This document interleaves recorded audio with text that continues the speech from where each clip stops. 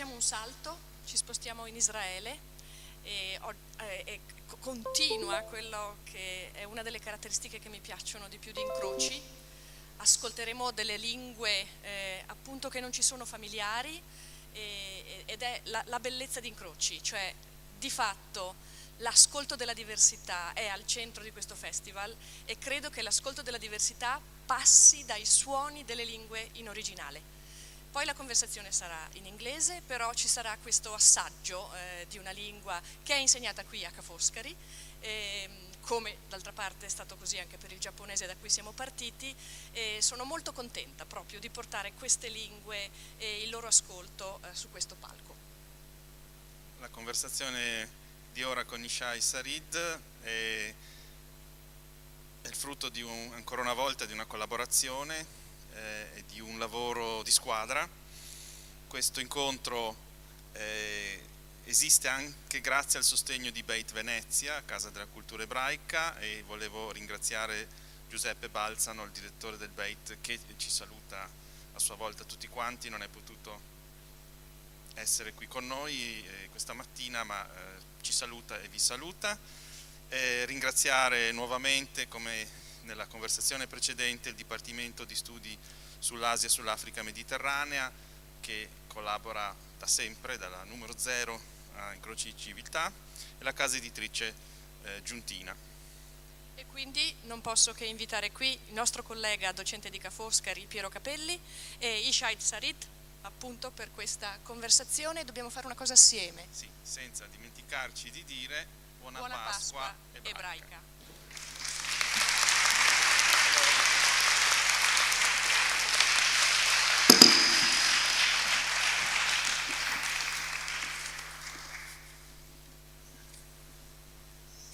First problems? No? It's okay?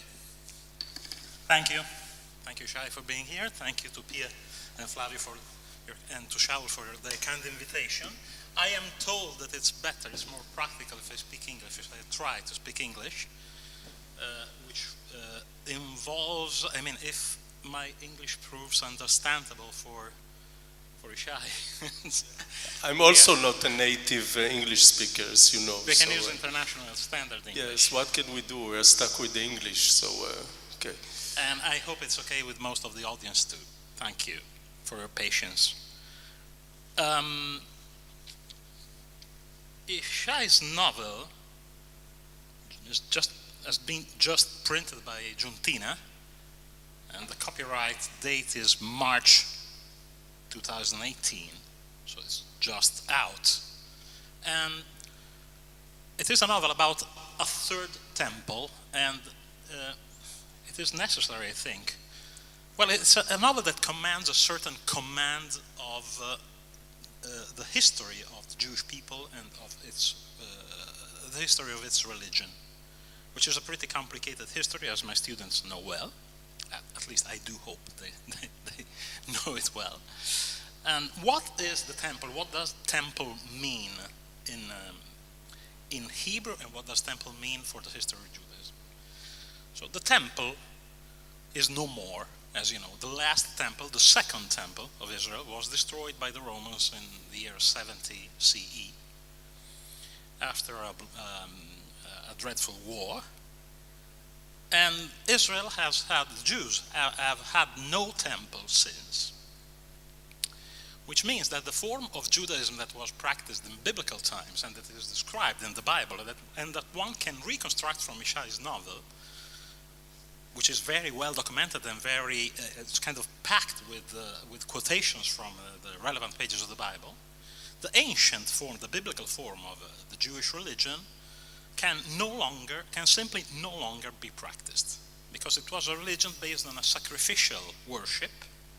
Animals were ritually killed in order to atone for Israel's sin, in order to achieve a state of ritual purity, cleanness that could make the people closer to its God and vice versa, and the God closer to its people, in a relationship of mutual alliance, of mutual brit, that is actually the very definition of ancient Judaism according to the Bible.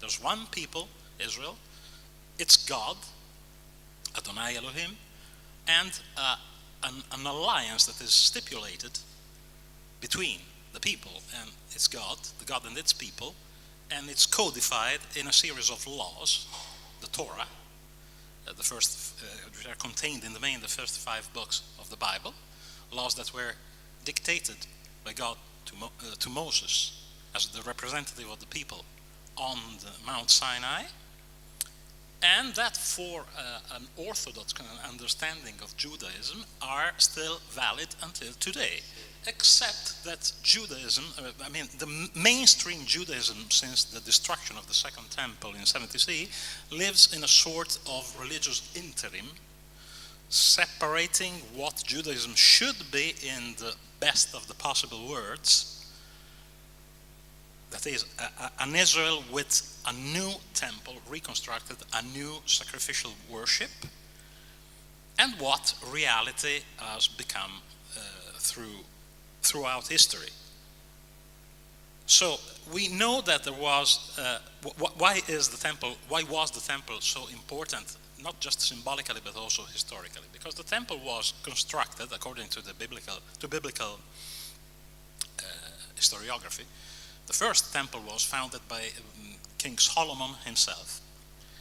So at the very height, at the top of Israel's prestige and political strength, of the political strength of ancient Israel, it stayed until the year 586 BCE, and in the 7th century, if we are to trust the Bible, King Josiah made the Temple of Jerusalem the only legitimate place for worship within Israel.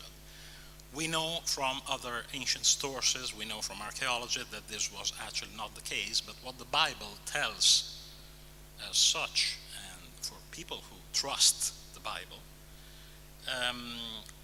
what the Bible tells us is that that Jewish worship could be legitimately practiced only in the temple in Jerusalem.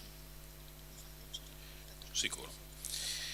I'm told that it's time for you to read the part that you want to read. I enjoy it a lot. It's a brilliant introduction, actually. I wish I was a student, Maybe it's really a very good, much better than I could do. But if you are reading the passage very that you told me, it fits very much because it's a description of what sacrificial cult was. Okay. It was a very good introduction, but what I did in the book was to reconstruct the temple, which doesn't exist anymore for now about 2,000 years, to reconstruct it and destroy it in the same book. Nowadays, it could be tomorrow, it could be 2 weeks from now, it could be 2 years from now or 20 years from now, but it's nowadays in modern Israel. The kingdom of Judea replaces the modern state of Israel, which is a democracy and a modern state. And this kingdom of Judea reconstructs and puts the laws of the Torah in place. There is a temple. The sacrifice in the temple is going on now for about 25 years. There are priests, which we don't have anymore for many, many years now. And there is a king called Yoaz. And the story is told by my protagonist. The narrator of the story is the youngest prince, which is a handicapped person called Yonatan. And he is a prince and he's also a priest, works in the temple and especially in the work of sacrifice, the sacrifice of animals to God. And he is almost the closest person to God who lives in the temple in everyday life. What I'm going to read to you now, it's paragraph 40. In Israel, in modern Israel, the Israeli Air Force is very, very important because it protects us from our enemies. It's one of the strongest air forces in the world, very, very modern. And being a pilot in Israel is a kind of very high status for young people. Nowadays you have also a few female pilots in the army. And the occasion of the last stage, or giving the wings to the new pilots, is a very, very important occasion in Israel. And nowadays it takes place somewhere in the desert, in the Negev, in the south of Israel. But what I wrote about in the book, I put it in the temple. It will occur in the temple in Jerusalem, on the Temple Mount. And this is how it goes. מדי שנה בשנה נערך טקס הסיום של קורס הטייס בחצר המקדש ביום כ' באב. בדרך כלל השתתף אבא בטקס, אבל הפעם הודיע שלא יוכל להגיע בגלל עניינים דחופים של הממלכה. אחי דוד, שר הצבא, ברך את פרחי הטייס בשמו. הטייסים הצעירים עמדו מול המשכן אוחזים ברוביהם, השמש סנוורה את עיניהם, היה כרגיל יום קיץ לוהט ובוהק. יהיו עליכם ברכות שמיים מעל, סיים אחי לקרוא את נאום המלך, כבני רשף הגביעו עוף. דוד עמד מולם במשקפי שמש ובמדי זית מגוהצים. חיוכו היה צחור ותנועותיו נינוחות, המצלמות המתקתקות מכל עבר ליטפו אותו. כוחו של דוד לא היה במילים, הוא לא היה איש ספר, ואיני זוכר ולו פעם אחת שראיתיו מתעמק בדבר תורה. אחרים כתבו לה את הנאומים ופיו פלט את המילים בעברות קטועות, בלי הניגון הנדרש כדי לחשף את השומעים, כפי שאבא ידע לעשות תמיד. אבל זקיפות קומתו כקנה מתוח והביטחון העצמי המוחלט שהקרינה נוכחותו, הספיקו כדי להכניע כל קהל בקסמו. בני משפחותיהם של פרחי הטייס ישבו על כיסאות פלסטיק בשורות מול הבמה, האבות הגאים והאימהות המסורות והמוני אחים ואחיות. 35 בחורים ניצבו מול ההיכל, ואחי מלווה במפקד חיל האוויר ענד להם את כנפי הטייס. כמה מהם לא יוציאו אפילו את שנתם הראשונה בתפקיד. בשל החרם התבלו מטוסינו, לא היה אפשר להשיג חלפים לתקנם, ואילו ארצות המלך שמסביב הצטיידו במערכות עירות ובמטוסי קרב מדגמים חדישים. פעם בכמה חודשים הופל אחד ממטוסינו מעל לשטח אויב, אבל הטייסים לא נפלו בשבי. הם הצטוו לבלוע מיד גלולת רעל כדי שלא לסבול את העינויים הנוראים הצפויים להם. הסיכון היה ידוע לכל פרח טייס, ובכל זאת נאבקו המתגייסים בכל מאודם כדי להתקבל לקורס ולסיים אותו בהצלחה. כמה קינאתי בהם שהם שלמים ושלבים ונחושים בדרכם. התזמורת הצבאית נגנה על כנפי הכסף רכובים, אבירי הרוח בין אבים, העזים והטובים, כבני רשף יגביעו עוף, והפיקוד על הטקס עבר מהצבא אל הכהנים. הצעדנו אותם בשלשות אל המתחם הפנימי של ההר, והעמדנו אותם איש איש במקומו לצד המזבח. הוצאנו מתוך הכלובים 35 יונים צחורות, כמספר פרחי הטייס. ליד כל פרח ניצב כהן, מדי תכלת וכובע טייסים לצד בגדי לובן ומצנפת כהונה. לידי עמד בוגר שפניו חלקים כפני נערה, עיניו מחובצות כנגד השמש, מתוח בעמידה דום דרוכה. החזקתי את היונה בידי, ליטפתי את צווארה העדין וסימנתי להם בראשי, עכשיו. מלקתי את צוואר היונה בציפורן האגודל בלחיצה חזקה ומיומנת אחת, וכך עשו כל האחרים. הפרדתי את הראש הקטן מן הגוף בתנועה סיבובית ומחצתי את מקום החתך אל קיר המזבח כדי למצות את הדם שנאמר והקריבו הכהן אל המזבח ומלק את ראשו והקטיר המזבחה ונמצא דמו על קיר המזבח. אחד אחד עלינו אל ראש המזבח, זרקנו את ראש הציפור אל אש המערכה, שיסנו את הגוף העדין בידינו והוצאנו מתוכו את הקרביים וזרקנו גם אותו אל האש. הבאתי מלמעלה אל הבחור שזיווגו לי, כיוונתי אליו את מחשבתי, שישמור עליו אדוני במרומים, שנשמת היונה תהיה כופר נשמתו. עננות קטנות של עשן עלו מהיונים הנשרפות, תם הטקס. הטייסים הצעירים היו חופשיים לגשת אל משפחותיהם ולשמוח עימן כל עוד אפשר. Thank you, Shai.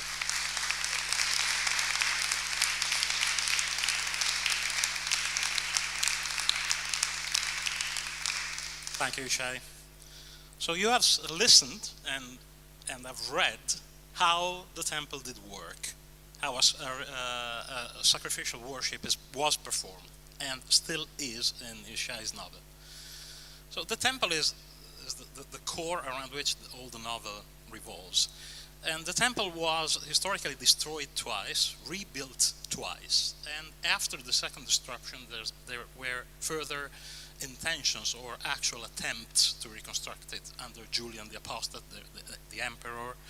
And of course, I went online, I went on Wikipedia and realized something that I didn't know until today, that is, there is a fundamentalist, ultra-Orthodox institution in Israel, based in Jerusalem, which is called the Makon HaMikdash, the Institute for the Temple Institute, which promotes and tries to legally enforce the reconstruction of a third temple in Israel today. So I wanted to ask you, Yishai, how important is this idea in Israel today, in Orthodox circles or in public opinion? There was no temple now for 2,000 years. About 100 years ago, a little bit more, the Zionist movement became active, and Jewish people came back to the land of Israel or to Palestine. It's the same place, which was there first under Ottoman, under Turkish rule, and later under the British mandate. And they began to build their state, their sovereignty from scratch, from new, after there was no Jewish sovereignty for 2,000 years. Jewish people were scattered among the nations all over the world. We know the Jewish ghetto here. We know that the Jewish people were everywhere, from the east to the west, from the north to the south. And the Zionist movement brought them back together to the land of Israel. About 40, 50 years before the Holocaust, because the founder of the Zionist movement, Theodor Herzl, which was an Austrian Jew, realized that the future of Jewish people in Europe and in other parts of the world is very dark, and unfortunately was not able to convince enough Jews, and also the circumstances didn't allow many Jews to come to Palestine, to come to Israel. But after the Holocaust, the state of Israel was established in 1948, exactly 70 years ago. Now the Jewish state was Israel was built by modern, most of them socialist, secular Jewish people. They were not religious. They were inspired by religion, they were inspired by Jewish tradition, but they made a revolution. They said the Torah, the rules of the Bible, will not obey by them, but will have a modern state with modern law and modern institutions. Will have a democracy. And that was the case with Israel for a few, about 40 or 50 years. But then things began to change. And all the things we carried from the diaspora, from the years, many, many years of being outside our nation, came back in strange ways. First of all, the religion. Religion, which was quite suppressed in the early days of Israel, became much more prominent. we can say also that the status of God, the Jewish God, which was, let's say, was not very helpful during the Holocaust, and for many, many Jews, they didn't want to hear about God anymore.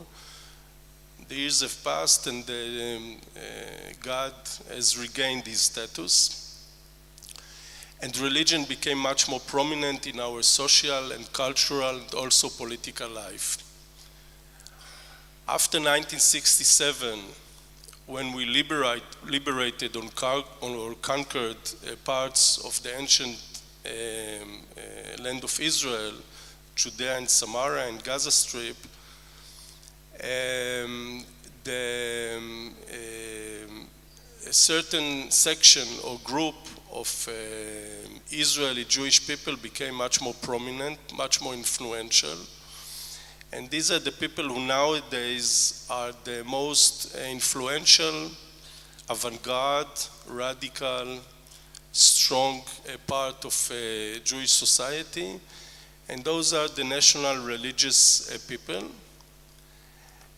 And they are opposed to the very orthodox Jewish people who, some of them don't like the idea of state of Israel. They support very much the idea of state of Israel, but on the same time want to keep and practice all the laws of the Bible, of the Torah. And as you said before, although the temple doesn't exist for many years now, the Torah is very much alive for these people. They are obeyed and obliged to fulfill those rules of the Torah. And in Judaism, for Jewish people, for Jewish religious people, it's a religion based on obeying and keeping the rules. It's not so much, abstract, spiritual thing. If you want to be a real and a good Jewish person on their eyes, you have to keep a lot of rules. And few hundreds of those rules are connected to the existence of the temple on Jerusalem. Now, the temple can be only in one very specific place, which is on the Temple Mount. And until there is no temple, you cannot obey those rules, which relate to the sacrifice, which relate to coming to Jerusalem 3 times a year. Many, many other things that are connected directly to the existence of the temple. And those groups you refer to say, we want to rebuild the temple. We rule the country now. We have the ability to do it. And we want to build a temple. One problem, on the same place where the temple used to exist, which according to Jewish tradition, this is the place where the whole world came from. The creation of the world, came from this point. Nowadays, there is the mosque, Al-Aqsa Mosque, exists, is built for many years now, for maybe 1,000 years now, on the same place. You cannot build the temple without removing this mosque, which is a very holy place for Muslim people. After Mecca and Medina in Saudi Arabia, this is the most holy place.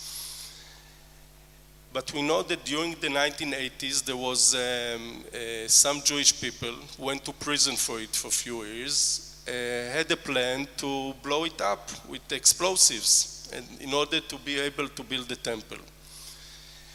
And those people you refer to say the time is coming when it's very soon, we will be able to build the temple. And they are practicing for it, and they are organizing for it, and they are sewing the priests' clothes, special clothes. And they are preparing the menorah, which is where you put the candles in the candle holders, and all the other accessories that will be required to reestablish the temple. So they are very serious about it. And as the years go by, they are more and more influential.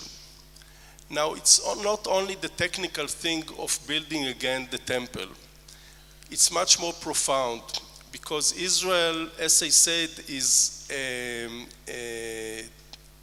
torn apart spiritually, culturally, politically, between the desire to go back to the good old days of the Bible, to the kingdom of Solomon and David and the days of the glory days, which is a fundamental movement, and between the desire to be a modern state, a successful state, have a modern economy, modern law, modern institutions of democracy. And this is now every day's conflict in Israel between those two desires, between the religious desire to go back to this different old religion, which is established on sacrifice, on priesthood, which is very, very different from the Jewish tradition and culture as we know it now for 100 years, which is based on the intellect, on scriptures, on the intellectuals, on rabbis, which are all replacement for the temple not being there. And those people say, we want to go to those ancient times. We want to reestablish it now. We want to bring back everything from this time. Now, when you tell it to modern Israeli secular people, they are terrified by it. But they are not very influential nowadays. The political landscape is very, very much different than it used to be 70 years ago when the State of Israel was established by secular, socialist, modern people. It's much more dominated by those religious, very hardliners, who has a very fierce ideology, which is based on religion. And that's what I did in my book. I reestablished, I said, let's see what happens if their fantasy is fully accomplished, and we have a temple now, we have a king, we have priests, we have sacrifices it, how it's going on. Thank you, Shay. So there's so your book is kind of a dystopic novel. You describe a society, a future society, and you do not describe it as an ideal society, definitely. So it's if I got it right, a part of your intention in writing the book was to some sort of countering traditional Talmudic Judaism, which is based on a corpus of texts, the Mishnah, which is for a huge corpus of texts, which is for 1/3 based on sacrificial worship in the temple, notwithstanding having been written when the temple was already destroyed. So that is a utopian code of laws. Your novel is a dystopic novel. What would be a thing that I found pretty funny in my wanderings on the internet after reading your novel is that, in order to rebuild the temple, a certain pretty long and complicated series of rituals of purification would have to be to be conducted, performed. And this would involve, for instance, purification with the ashes of the para aduma, the red heifer. Yeah. A certain kind of cow which needs to be red, no two black hair on it, genetically pure and stuff. And I read that a cattle breeder in Nebraska, a Christian evangelical fundamentalist, is trying to breed red heifers in order to sell them to Israeli ultra-Orthodox fundamentalists so that they can perform the cleanest rituals to reconsecrate the temple. So it's it's part of the organization. It's part of the preparation for it. Because as you said, you need, in order to purify yourself, and be able to make the sacrificial work in the temple, you have to wash your hands and your body with the ashes of a special red cow, completely red. It seems crazy, but something strange happened to me when I wrote the book. I write at nights. And then when I wrote the book, I was in the temple. I worked for God and for my father, the king. And I was sacrificing the beasts. And I was splashing the blood and cutting the throats, etc., etc. But I did it wholeheartedly.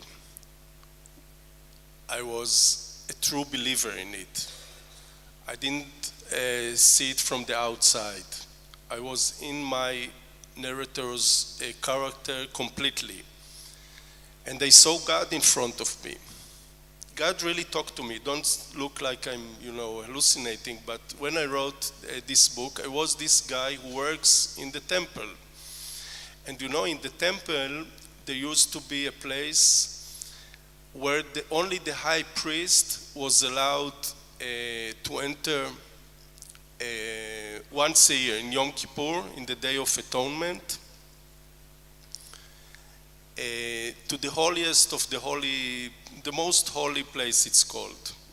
In the most inner part of the temple, only once a year. Now, my guy, this young priest, he walks nearby it. And he has the desire, the temptation to lift. There is some kind of a curtain there called parochet. And he has the temptation to open it and see for a minute what's inside. Now God is inside. He's kind of kept as a prisoner, as a hostage inside. We keep him here. And I really saw in front of my eyes his desire to move this curtain a little bit. And I had the temptation to do it, but I knew from the Bible, from Aaron's sons, we used to do it during the Bible years, that once I do it, fire from the sky will come and burn me. And you see how those stories, which seem to us like modern people, like something, it's as if somebody from Greece will say, we're reconstructing the stories of the Odyssey now. But it's real. People are working on it. It's part of our spiritual world, even if we're not religious. And when I wrote the book, I didn't approach it as a politician or as a person who has the opposite political view about it. I think it's terrible. I think it will be terrible, both politically and culturally and spiritually, and to the future of Jewish people. But when I wrote the book, I believed in it completely. And when the destruction comes, because it will always come, because God doesn't want to be kept inside as a prisoner, held by human beings, by flesh and blood, I was devastated by it, like my protagonist. It was me there. So it was a very, very special and intimate experience writing this book. So there is a lot of paradox occurring in your book, I think, deliberately, of course. And one of the main, the most striking one, after all, is that your protagonist, Yehonatan, he actually works as a priest, as a substitute of a substitute. So the high priest being his father, who's always busy with government and with war. The substitute being his elder brother, Yoel, yes, who's skeptical about this situation, about monarchy, and ultimately behaves in a totally different way. But our protagonist is, as a priest, is actually illegitimate. He was wounded as a kid and severely mutilated in his body. Therefore, according to biblical law, is unfit to act as a priest. He is more of a prophet. He has a certain relationship of his own with the Godhead, with God. He's a very spiritual person, in some sort of ambiguous way, of course. We'll talk about that later, maybe. But what about the paradox of a priest who is unfit to be a priest? Is this just a narrative function because you need to describe this worship, this new reconstituted worship, as unfeasible, as impossible, or paradoxical? He is handicapped. He was seriously wounded by a terrorist attack after his father came to power, when he was a 3 or 4 years old boy, and he's not supposed to work there. But his father, who needs the most loyal person to him in this position, makes an exception, which actually is not allowed to do. But he makes the exception for him. And I made him like this because I wanted it to be his whole world. He doesn't have any other life. He doesn't have a wife. He's not married. He doesn't have children.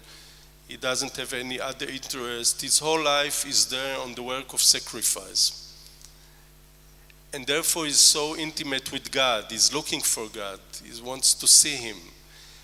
And I wanted to make it complete, you know, the total experience of devotion to God and devotion to his father. And this depended in his father and his God. If they don't want him, you know, he walks the very minute they say him, go away.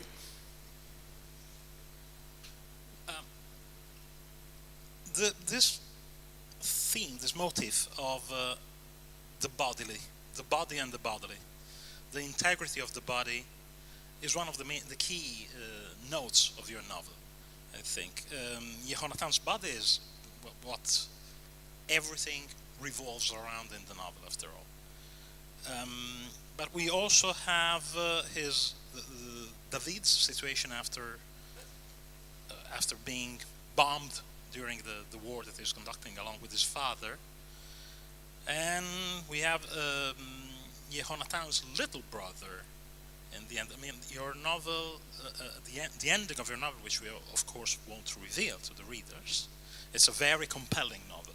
It's like a criminal novel, after all. I just couldn't let it down until I finished it in the very end. It's a very repaying reading.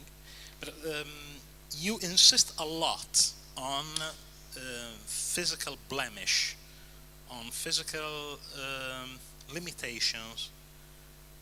And is this, why do you do this? Why is this such a central core concern of your novel? First of all, the Torah deals with it. There are a whole spectrum of laws, who is allowed to work God in the temple, who is not. But there's another issue. The issue of the Jewish body is something that Zionism dealt with. Because we know in anti-Semitism, during the years when Jewish were spread among the nations, there were anti-Semitist notions of the Jewish body. You read I read the book, late 19th century by a British or a French and also German scholars who analyzed the Jewish body. The Jewish people have big ears, something with the forehead, something with their limbs, all kind of other things. You know, they're not strong as other people. They're not used to hard work. They're not good at sports. They're not good fighters. They're not good warriors, etc., etc., etc. The issue of circumcision. A lot of dealing with the Jewish body. people obsessed by the Jewish body.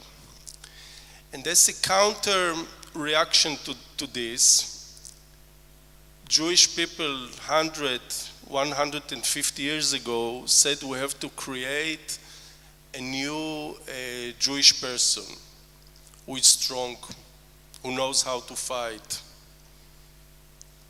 who is trained in both in war and in gymnastics and sports, etc., etc. And it also became an obsession. Because, you know, when you come to Israel, to Tel Aviv, or to Jerusalem nowadays, you see the whole spectrum of humankind, from strong and able-bodied people to weak people, you know, like you have in Venice in the street or any other place. But because of the anti-Semitism notion of the Jewish body, it became an obsession also from Jewish people from the Zionist movement. And the ideal was to build a new kind of a Jewish person who is not dressed like the Jewish people in the diaspora, who is stronger,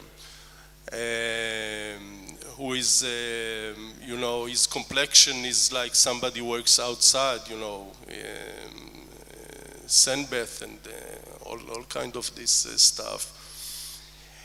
And this is thing we see until nowadays. When those people say about reconstructing the temple, they don't intend the priests and the people who come to the temple to look like Orthodox Jews in the diaspora. There will be also, and I have a few paragraphs about it, there will be pretty women and handsome men, nicely dressed, going back to the days of the Bible, you know, with the dressing a little bit, etc., etc. So it's a big issue. It's a big issue, very problematic. It goes to the field of psychology, of complexes of the Jewish people have because being so much persecuted and being subject to stigmas and to stereotypes, etc., along the years.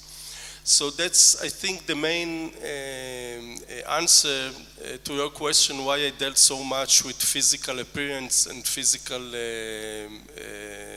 problems. Thank you, Shai. I'm kind of, I worry about asking too personal questions, because writing a book, after all, even for people who write essays like me, all the more so for a novelist, is, after all, an act of striptease. So go for it. To reveal not only his own body, but his or her own body, but also his or her own soul. So, what are we?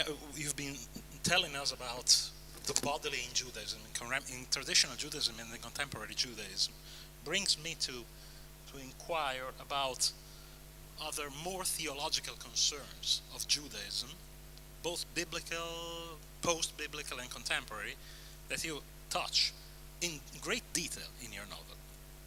And you couldn't have skipped them because it's a novel about religion, after all, in the main.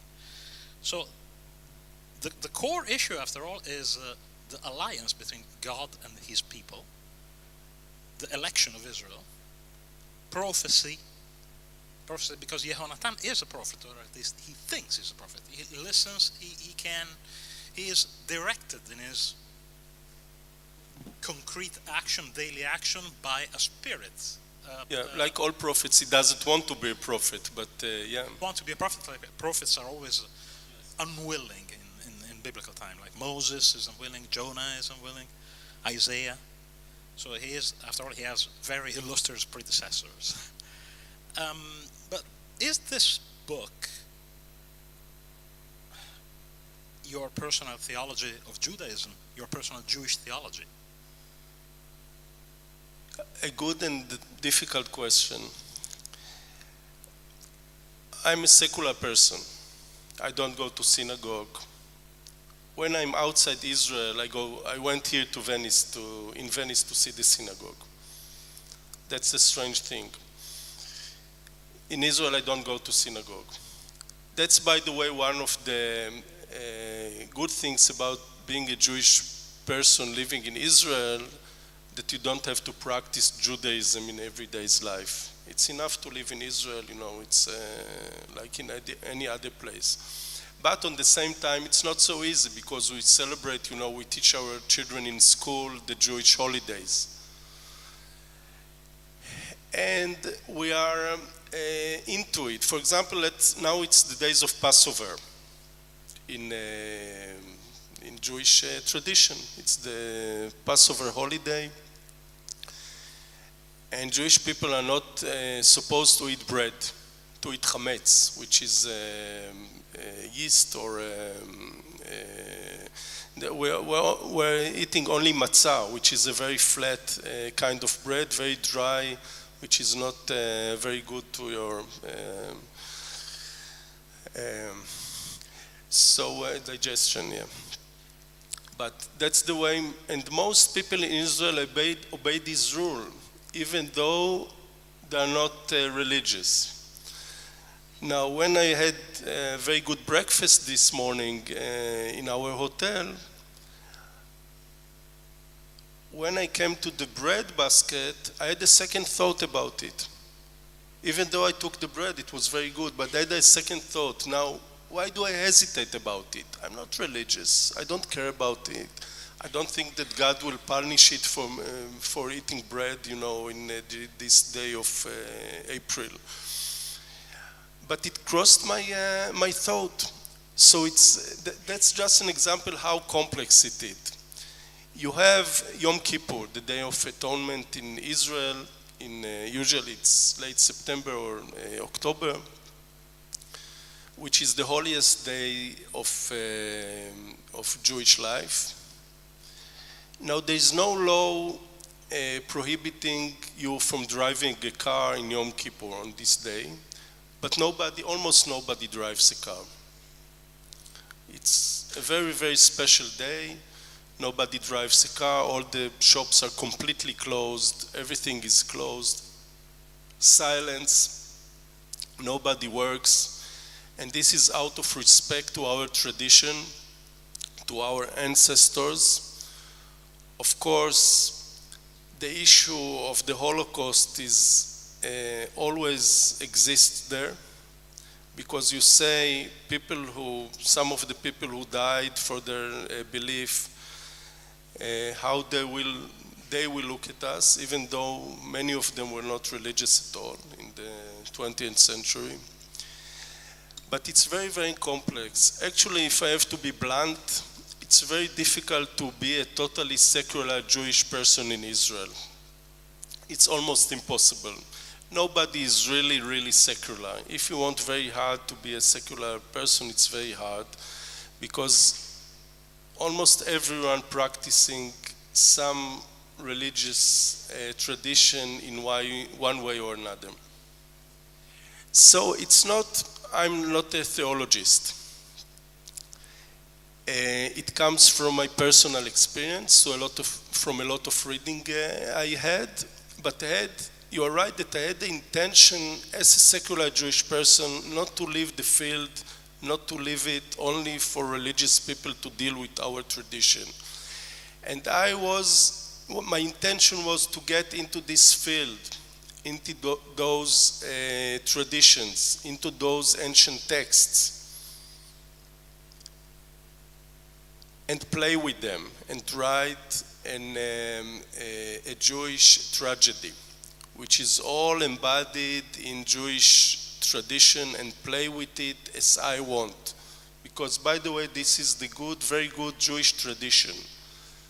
We are not, the good Jewish seculars, Jewish rabbis, Jewish tradition, Jewish intellectual discussion along the years was based on our intention to reinvent our laws, to interpret them, to give it a new meaning. And that's exactly what I intended to do in this book. But at the same time, it was very important to me to keep a good story. And beyond all this, it's a Jewish tragedy. It's a tragedy written by the laws of main principle of tragedy. and it ends in the destruction, and I was heartbroken from it. And it's also a political warning sign, warning post, don't do it. We don't need this temple, we don't need to lock up our God again. He doesn't like it, and as he did a few times before, it will bring to other destruction. I insist on the topic because it concerns me a lot as a historian of Judaism as a religion. In paragraph 82, there is a description. I think it's where it happens on Rosh Hashanah.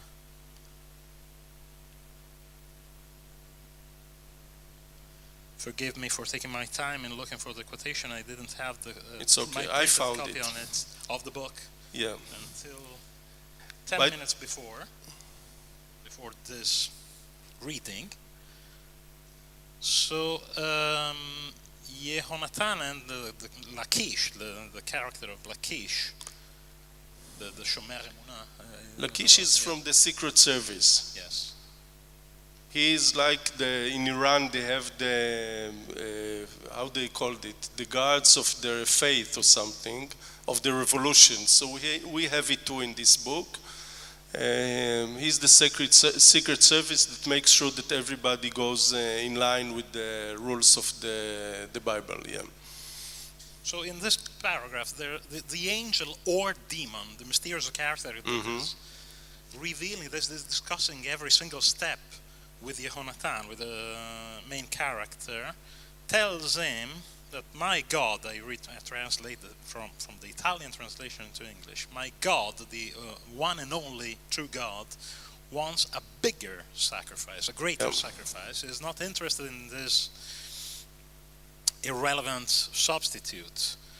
And later you go back to this motive that God is dissatisfied, is not interested in sacrificial worship. And you say it again. You said by the words of the Shekhinah, of God's presence himself, personified as a woman, which is a traditional theological concept of Judaism, discussing in person with Yehonatan. So the Shekhinah tells him, and this is, you are quoting a Psalm 51, saying that God is not interested, God refuses sacrifices and is interested, a truer, a more welcome sacrifice to God would be a broken heart. Yeah. So this is a very relevant thing for the history of Judaism and even for the history of Christianity. Yeah, 3,000 years ago, when Judaism, it was a radical idea to replace human sacrifice by animal sacrifice. At that time, it was the most humane and just and right thing to do, because other nations in our area and in the ancient world used to, from South America to the Middle East and other places, sacrificed people to their gods. And we all know the story of Abraham, obeyed by God to go to the Moriah temple, which is, by the way, according to the tradition, the same place where the temple was, the Moriah mountain, and to sacrifice his only son, Isaac. And we know that in the last minute, God said to him, the angel of God said to him, don't sacrifice him, don't kill him. And the deer, the animal appeared there, and since there is no human sacrifice at the Jewish belief.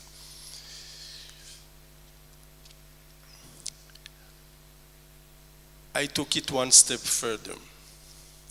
What I actually mean is that if you insist to rebuild this temple, to replace the state of Israel with this crazy kingdom, you are inventing a whole new Jewish belief, Jewish religion, which is completely different from the enlightened, humane, kind Jewish tradition, which was established in 2,000 years of the absence of the temple by many, many generations of Jewish scholars and intellectuals, and you replace it eventually with a monstrous, war-loving, destructing, terrible new religion, which eventually will go to the sacrifice of human beings. That was my intention. And that's a very strong, both religious, cultural, and also political saying, because what we see in Israel now is those people who want to take religion to their side and use it as an excuse for offending other people, of violating their human rights, all in the name of God, the God they created from themselves, because that's their God. That's the God they want to lock again in the temple. And they say it's terrible what you are doing, not only from the narrow political point of view, but also from the deepest and most basic aspect of human identity of our times. So that's what I wrote, and it's very, very good question. I appreciate it very much because you go to the most, important points in the book. That means that your novel is very triggers a lot of good questions, and that it's also. I don't want to use the standard adjective provocative, but it actually is. And one concern that I had was, I take it entails a lot of courage. It's bold to publish a novel like this in Israel today. Do you fear any sort of reaction, of hostile reaction in public opinion in Israel from certain sectors of Israeli public opinion? Is there already a history of the reception of your novel in Israel? How did the Orthodox take it? A strange thing happened. First of all, I must say that Israel is still a democracy under threat, but it's still a democracy. There is freedom of speech. You can write those books. So there was no hostile, or violent reaction to it. But what happened that people from the other side, they're not Orthodox. Orthodox is a tricky definition of them. From the religious national side, came to me and the dialogue started with them. Because first of all, they were very pleased that I wrote a book about this subject, which is very knowledgeable. All of them told me, listen, you are very exact and precise about the details of the sacrifice and the work in the temple, etc., etc. And they then told me, you got it all wrong, there will be a temple in the end, and everything will be great, and there will be a center for Jewish people again. And it will be the most magnificent building in the world. And it will be a place for peace, not for war. So a discussion began on it. Until, and that's interesting, some close friend of mine, whom I respect very much, told me, you thought you write against them, but actually you did them a favor because of dealing with this subject. Maybe. Because suddenly somebody who is not religious, who don't come from their circles, deals with this subject as is it's going to happen tomorrow. It makes it seem very close. And small episode, after a few weeks after the book was published in Israel, I get a phone call. Somebody who introduces himself as an architect from Jerusalem. While I talk to him, I search for his name on the Google. He's a real architect with quite a large firm in Jerusalem, and he told me, listen, I read your book. I don't agree to your, leftist, defeatist, left-wing conclusions, but you had some very good ideas, design ideas, architectural ideas in your book. So I want to meet you for a coffee and talk about this, because I think I already constructed, I have the plans for the temple, and everything is ready if we can go then together with the bulldozers and start building it. But I want to sit with you because I may improve some points in the design, so it may be, so I told them, okay, so, it's tricky. You write a book and some, it goes to other places. Yeah, that's cool.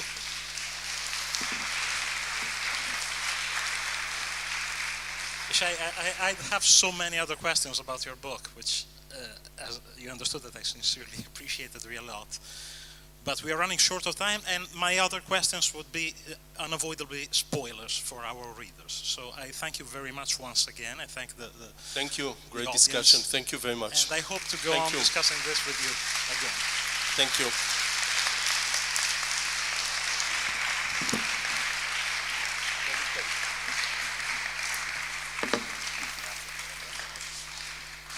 Vi chiedo solo 30 secondi di pazienza, perché in coda a questo importante incontro abbiamo un altro momento.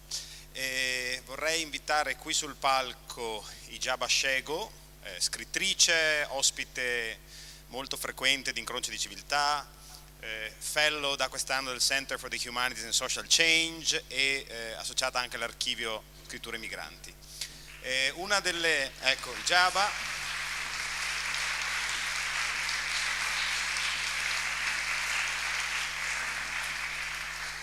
Voi, chi ci segue sa che per noi è molto importante che tutto ciò che è legato a Incroci abbia un forte rapporto con l'università, in particolare con gli studenti. I nostri studenti sono quelli che incontrano e incrociano le civiltà tutto l'anno, e da quest'anno abbiamo introdotto un momento molto importante, il riconoscimento è una menzione speciale a uno studente, una studentessa cafoscarina impegnato attivamente agli incroci di civiltà. Quest'anno, 150° anno di Ca' Foscari, è avvenuto un episodio molto increscioso, in realtà un episodio che avviene regolarmente. Ci sono state delle scritte brutalmente razziste scritte all'interno dell'università, nei bagni dell'università. Scrivere nei bagni è un'attività che ha una lunga tradizione, ma questa volta c'è stato qualcosa di nuovo, c'è stata una reazione molto forte. La reazione più bella ed eloquente è arrivata da una nostra studentessa, e quindi oggi la vogliamo premiare in libri, che sono la migliore risposta al razzismo, e quindi vorrei invitare sul palco Laetitia Ouedraogo per...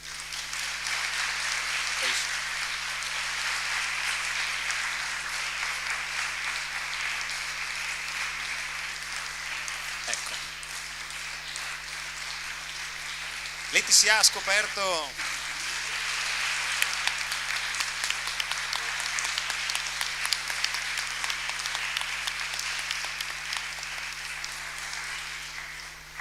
Laetitia ha scritto, per essere più chiari, una bellissima lettera aperta che invitava proprio l'anonimo autore di queste scritte a spiegare le ragioni del suo razzismo, e questa risposta di grande civiltà è la migliore. Siccome è tardi e siccome ne abbiamo fatto un'improvvisata e siccome Ijaba e il sottoscritto saranno di nuovo sul palco quest'oggi, io vorrei invitarvi tutti a ascoltare Laetitia il 20 aprile, quando a Ca' Foscari ci sarà un'intera giornata di studio dedicata ai rapporti tra Africa e Europa, Afro-European Bridges. Il programma credo sia già, o comunque da oggi circolerà sul sito di Ca' Foscari, e quindi adesso ci limitiamo semplicemente a salutarla, a ringraziarla e a rinnovare un caloroso applauso e a dire a tutti buon appetito.